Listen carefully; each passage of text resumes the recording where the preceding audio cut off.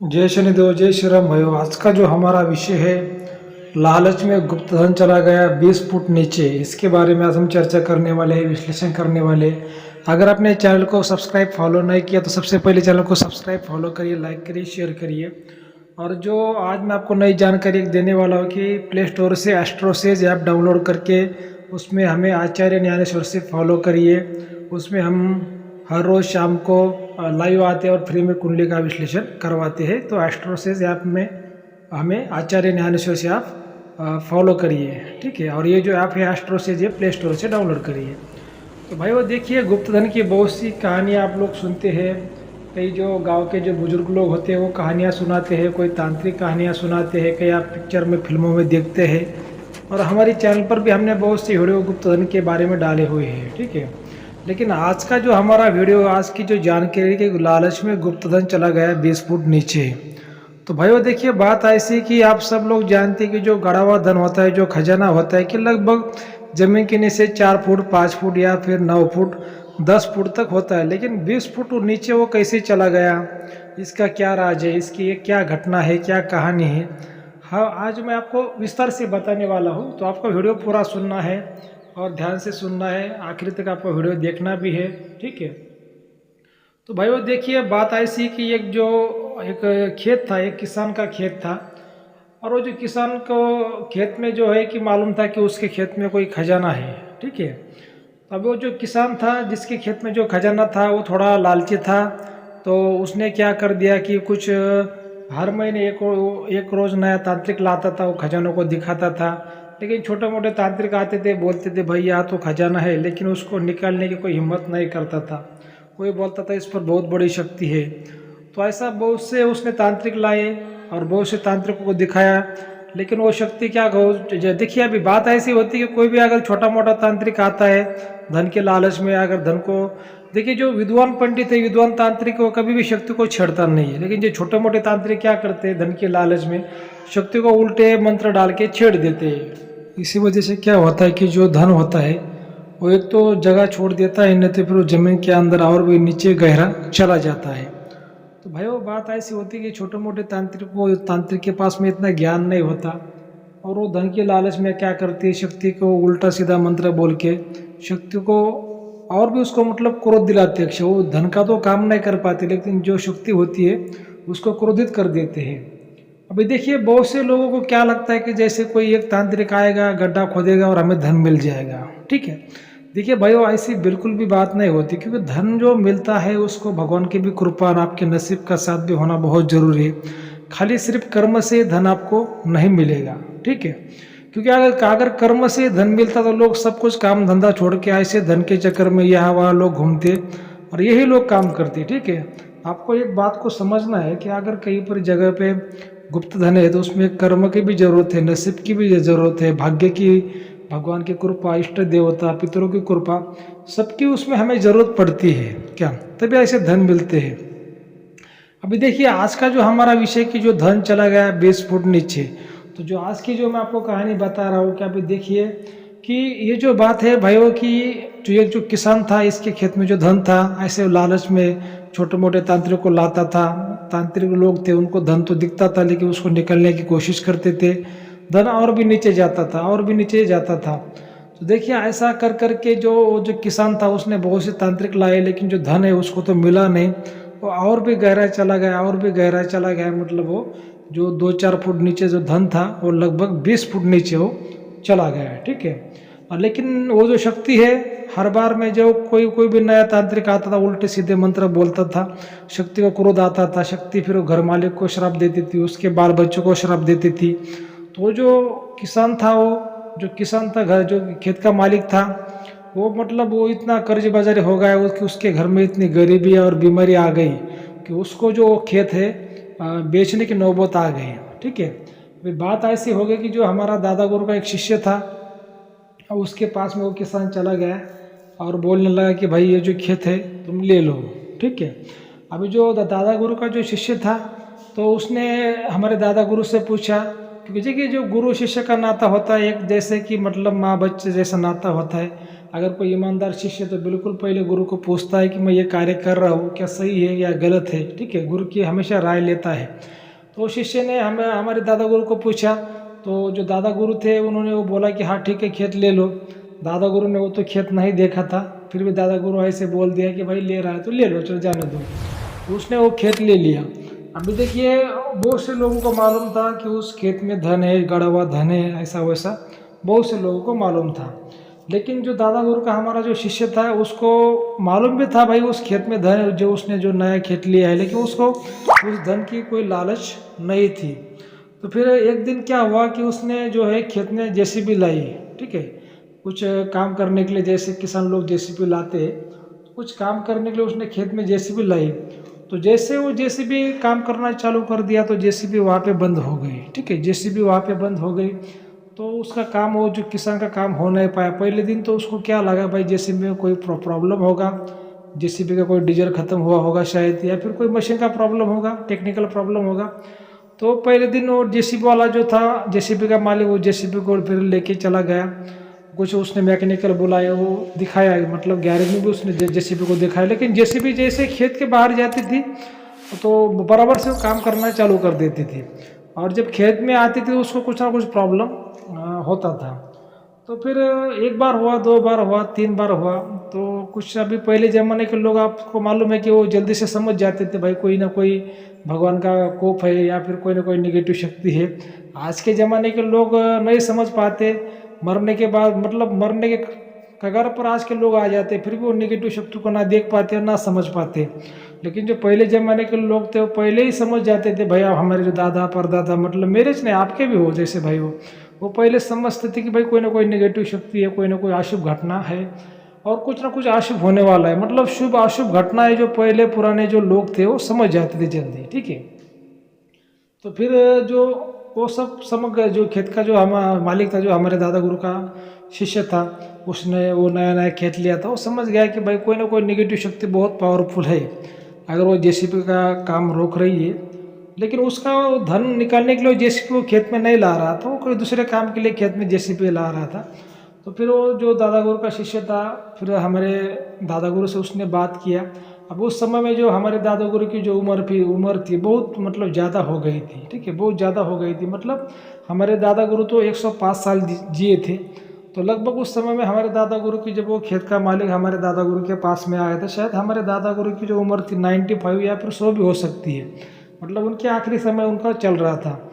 तो दादा गुरु ने उसको फिर भी हमारे दादा गुरु मरते दम तक पूरा बोल भी पाते थे, सुनते भी थे, चलते भी थे और देखते भी थे, ठीक है, और हाथों से खाना भी खाते थे। तो दादा गुरु ने उसको कहा कि अगर जेसीबी को कोई शक्ति रोक रही है तुम्हारे खेत में तो कोई ना कोई बहुत बड़ी वो नेगेटिव शक्ति हो सकती है। लेकिन अभी मेरी उम्र इतनी हो गई कि मैं ज़्यादा चल नहीं सकता, ज़्यादा दूर मैं सफ़र नहीं कर सकता, और तुम्हारा जो गाँव है यहाँ से तो बहुत दूर है, लगभग 1000-2000 किलोमीटर दूर है। तो इतना दूर अभी मेरे बस के सफ़र करने की मेरे बस की बात नहीं रही, ऐसा दादा गुरु ने उसको कहा।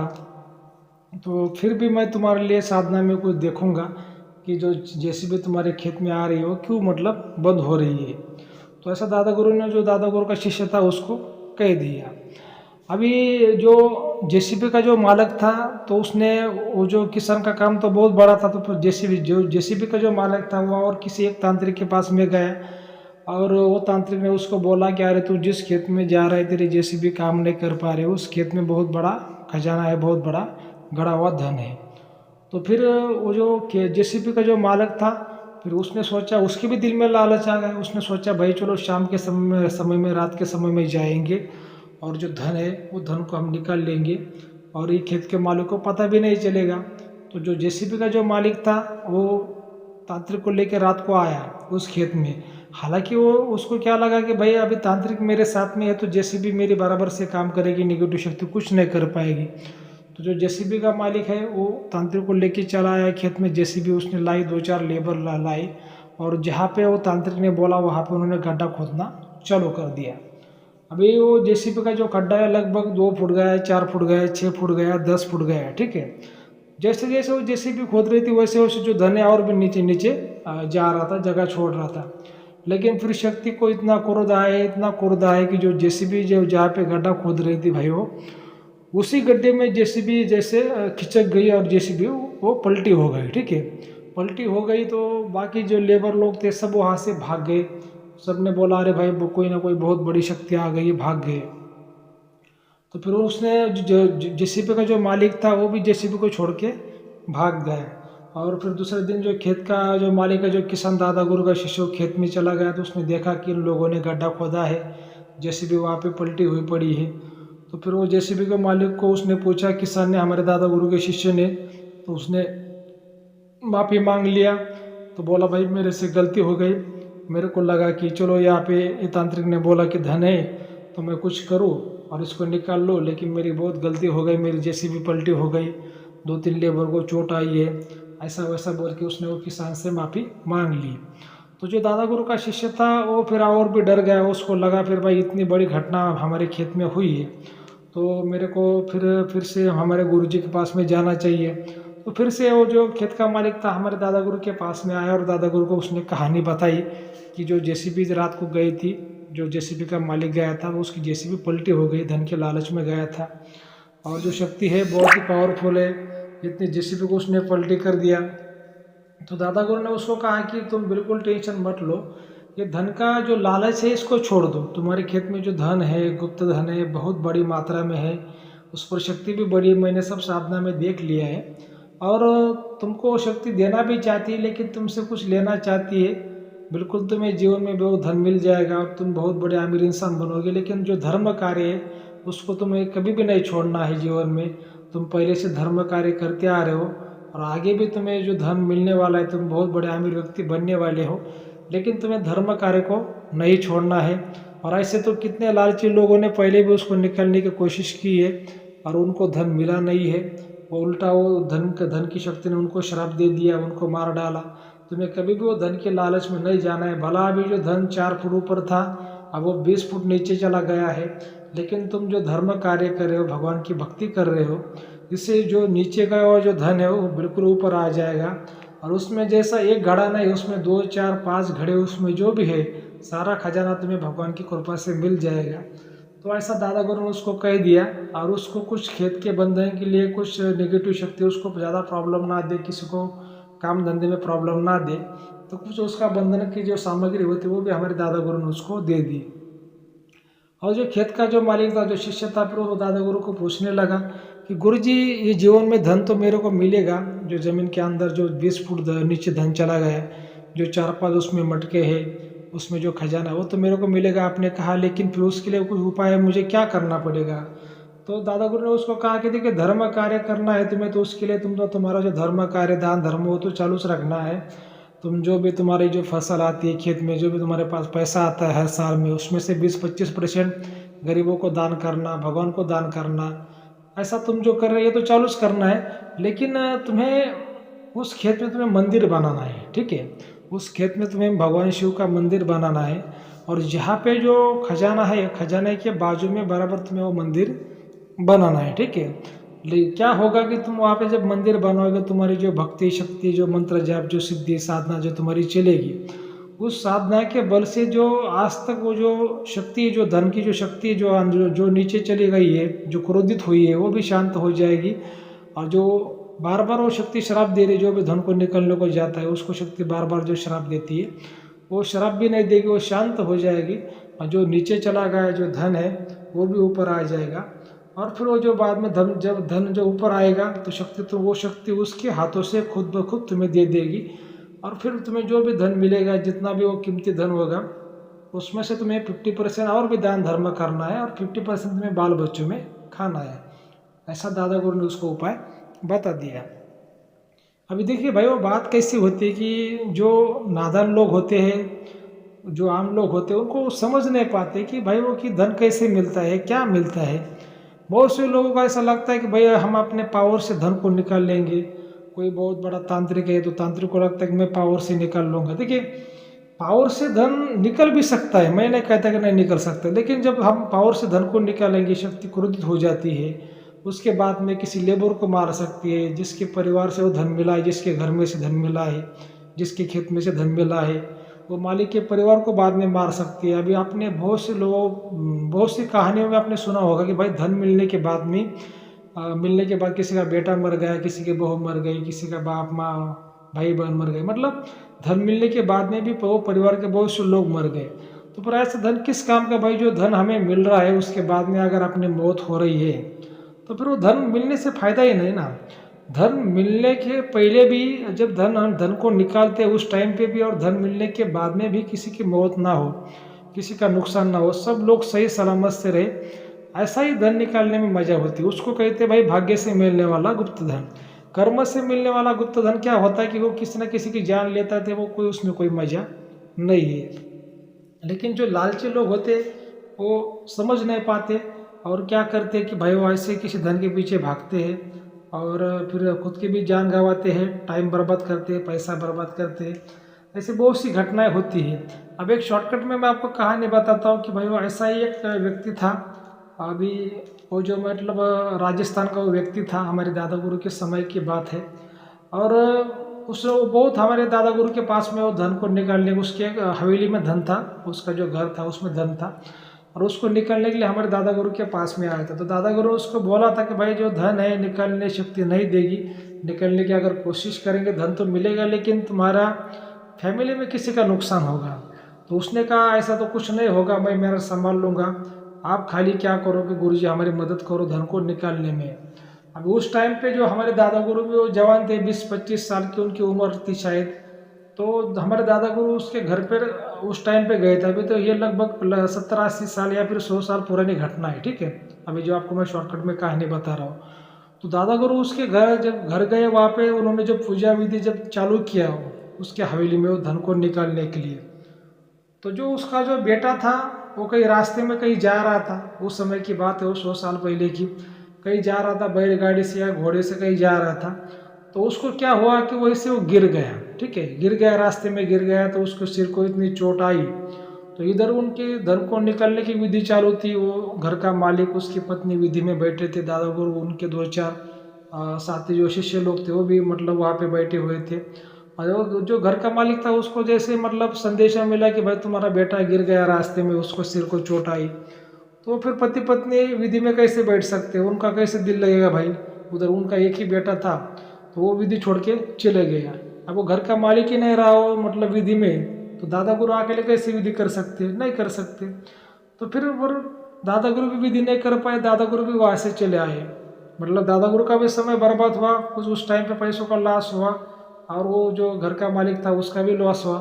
मतलब ये क्या होता है, लोग पहले समझते नहीं है क्या, लोगों को खुद के जान से बढ़कर वो धन लगता है, लेकिन जब टाइम आ जाता है ना तब लोग बोलते भाई नहीं नहीं, जान प्यारी है हमें, धन नहीं प्यारा। तो देखिए टाइम हमें हमें समय हमें बहुत कुछ सिखाता है, ठीक है। तो इसी वजह से जो गुरु लोग होते हैं वो जीवन का हर एक बात जानते हैं कि भाई जीवन में क्या सच है, जीवन में क्या झूठ है। उनका जो और अनुभव होता है, जो गुरु लोग होते हैं उनका बहुत स्ट्रांग होता है। तो हमेशा गुरु की सलाह मैं आपको बोलता हूँ कि आप गुरु की सलाह हमेशा लीजिए।